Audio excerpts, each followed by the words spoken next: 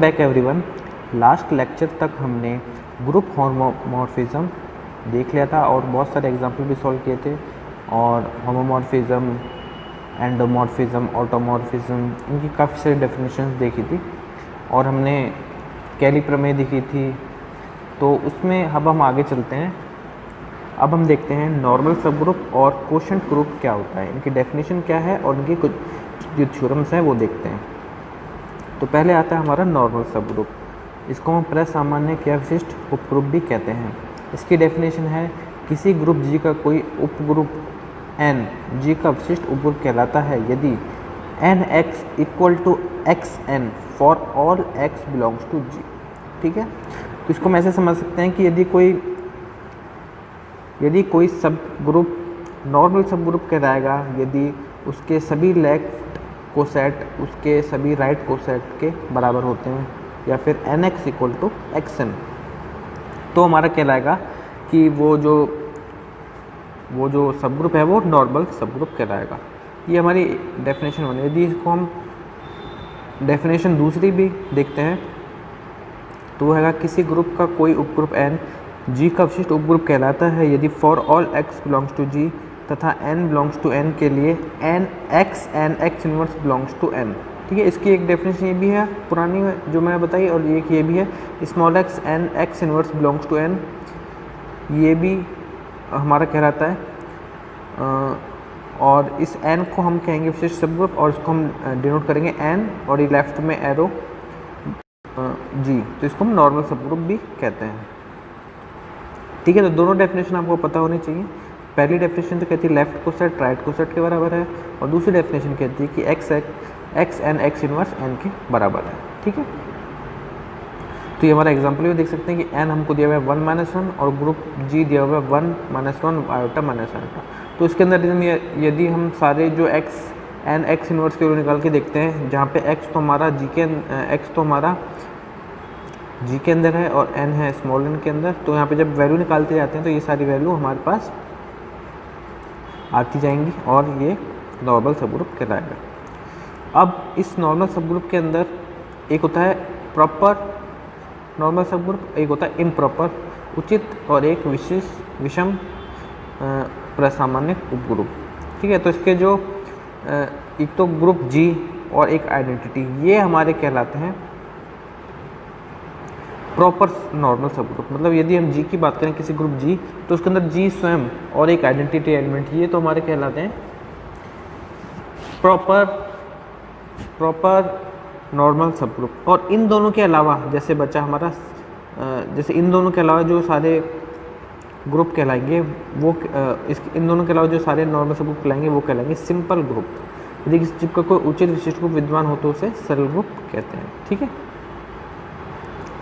अब जैसे उदाहरण देखते हैं कि अभाज्य कोटि का प्रत्येक ग्रुप एक सरल ग्रुप होता है क्योंकि ऐसे ग्रुप का कोई उचित उपग्रुप नहीं होता है। ठीक है, तो हमने लास्ट लेक्चर में कल देखा था कि यदि किसी ग्रुप की कोटि प्राइम नंबर है तो वो क्या होगा, उसका कोई भी लाग्रांज प्रमेय से देखा था कि उसका कोई भी एक सब ग्रुप नहीं होगा, क्योंकि सब ग्रुप होगा तो उसके कोटि का भाग उसके ग्रुप के कोटि में जाना चाहिए, लेकिन अभाज्य संख्या में किसका भाग नहीं जाता तो उसका कोई भी ग्रुप नहीं होगा, तो इसका कोई भी नॉर्मल सब ग्रुप नहीं होगा। ठीक है, ऐसे एक एस एन देख लेते हैं। यहाँ पे एस एन हमको ये दिया हुआ है और एस एन दिया हुआ एक A3 दिया हुआ है, तो एस एन के अंदर एक विशिष्ट नॉर्मल सब ग्रुप हो जाएगा। ठीक है, अब हम देखते हैं थ्योरम्स हैं नॉर्मल सब ग्रुप के ऊपर। तो पहली है किसी क्रम विनिमय ग्रुप का प्रत्येक उपग्रुप एक विशिष्ट उपग्रुप होता है।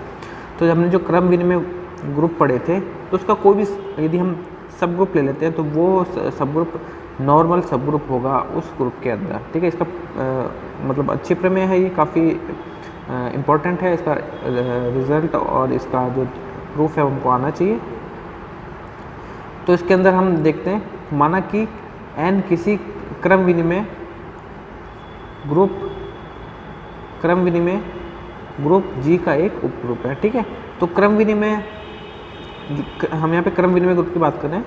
तो क्रम विनिमय ग्रुप होता है तो उसके अंदर हम क्या कर सकते हैं, क्रम विनिमय ग्रुप के अंदर हम क्रम को चेंज कर सकते हैं, AB को हम BAB लिख सकते हैं। तो इस प्रकार यदि हम चेक करते हैं एक्स एन एक्स इनवर्स की वैल्यू, तो इसके अंदर देखिए जब हम एक्स एन एक्स इनवर्स के अंदर एन और एक्स के वैल्यू को चेंज कर देंगे तो यहाँ पे एक्स और एक्स इनवर्स पास में आ जाएगा और वो कट के आइडेंटिटी हो जाएगा, और तो हमारे पास बचेगा वैल्यू n, और n हमारा n के अंदर है, तो इससे ये प्रूफ हो गया कि x इनवर्स की वैल्यू n के अंदर विद्यमान है। तो इससे हम कह सकते हैं कि क्रम विनिमय ग्रुप का जो क्रम विनिमय ग्रुप के जो सारे उपग्रुप होते हैं वो हमारे क्या कहलाते हैं, नॉर्मल सब ग्रुप। अब देखिए चक्रीय ग्रुप का प्रत्येक उपग्रुप से विशिष्ट उपग्रुप होता है। एवरी सब group of a cyclic group is normal.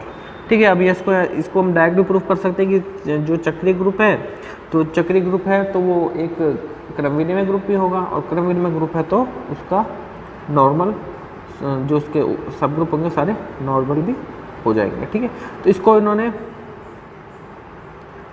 हमारा ये हो गया। ठीक है, अब प्रमेय 2 देखते हैं। ग्रुप जी का उपग्रुप n एक विशिष्ट उपग्रुप होगा यदि केवल x n x inverse is equal to n।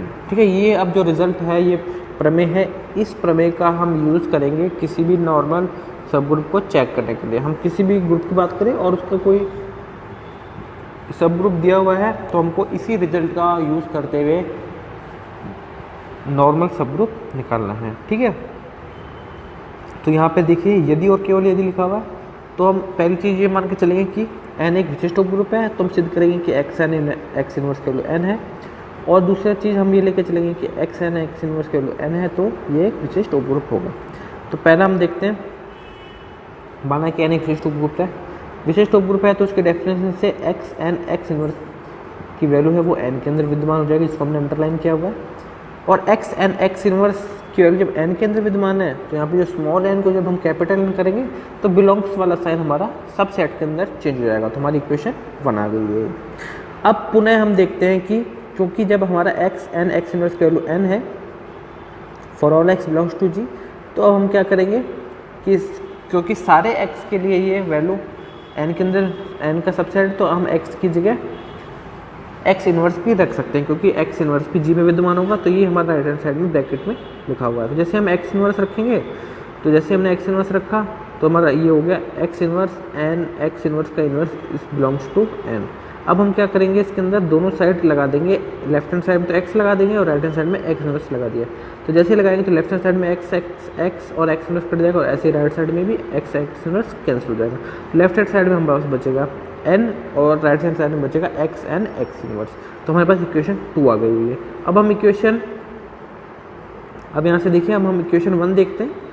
Equation जो हमारी 1 थी वो तो हमारी थी ये कि x inverse is subset of n, और इक्वेशन 2 को देखते हैं तो उसमें है कि n is subset of x inverse. तो इक्वेशन 1 और 2 से हम देख सकते हैं कि हमारे वैल्यू हो गया x इनवर्स, उसकी वैल्यू इक्वल टू n हो गई। तो हमारी एक चीज़ प्रूफ हो चुकी है कि यदि हम नॉर्मल सब ग्रुप है तो x इनवर्स की वैल्यू n के बराबर है। अब हम ये प्रूफ करके चलेंगे कि माना कि x इनवर्स की वैल्यू n के बराबर है, तब हम प्रूफ करेंगे कि ये एक नॉर्मल सब ग्रुप है। x इनवर्स की वैल्यू n के बराबर है, तो यहाँ से हम क्या कह सकते हैं कि x inverse is subset of n। ठीक है, यहाँ से हम कह सकते हैं। और जब हम कैपिटल n से स्मॉल n में जाते हैं तो ये बिलोंग्स वाला साइन, सबसेट वाला साइन बिलोंग्स हो जाएगा, और ये हमारी प्रॉपर्टी होती है। तो यहाँ से हम कह सकते हैं ये सब ग्रुप है। तो यहाँ से हम किसी भी सब ग्रुप को यदि नॉर्मल प्रूफ करा तो हम यदि प्रॉपर्टी से इसको प्रूफ कर सकते हैं। ठीक है, अब प्रमेय 3 है। प्रमेय 3 बिल्कुल सिंपल है, सेम जो मेरी प्रमेय 1 और 2 है उसी का प्रूफ है, उसको आप आसानी से देख सकते हैं। सेम वही ट्रिक यूज़ की हुई है, इसको मैं इसका प्रूफ नहीं बताऊंगा, आप खुद देख लेना। ये हमारा प्रूफ है प्रमेय 3।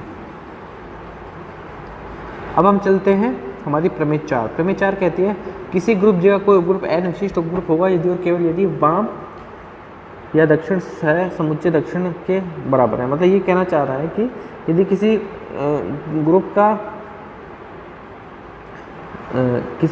ग्रुप के अंदर एक सब ग्रुप दिया हुआ है तो वो नॉर्मल होगा, तो यदि उसके जो लेफ्ट को सेट है सारे वो राइट को सेट के बराबर है। तो जैसे हमने प्रमेय 2 में देखा था कि यदि नॉर्मल सब ग्रुप चेक करना है तो हम क्या क्या कह सकते हैं, वो कह सकते हैं कि x। तो हमने जिस प्रमेय 2 में देखा था कि लेफ्ट x इनवर्स की वैल्यू n के बराबर होती है, तो हमने उसी चीज़ का उपयोग किया हुआ है यहाँ पे। प्रमेय 2 से हम जानते हैं कि x inverse equal to n। तो हम यहाँ से क्या करेंगे, राइट हैंड साइड में x अप्लाई कर देंगे, राइट हैंड से हम जैसे x अप्लाई करेंगे तो लेफ्ट हैंड साइड में x इनवर्स और x कट के आइडेंटिटी हो जाएगा, और ये xn इक्वल टू nx हो गया। तो यहाँ से हम कह सकते हैं पहली बात कि यदि हम मान के चलेंगे कि विशिष्ट ग्रुप है तो लेफ्ट को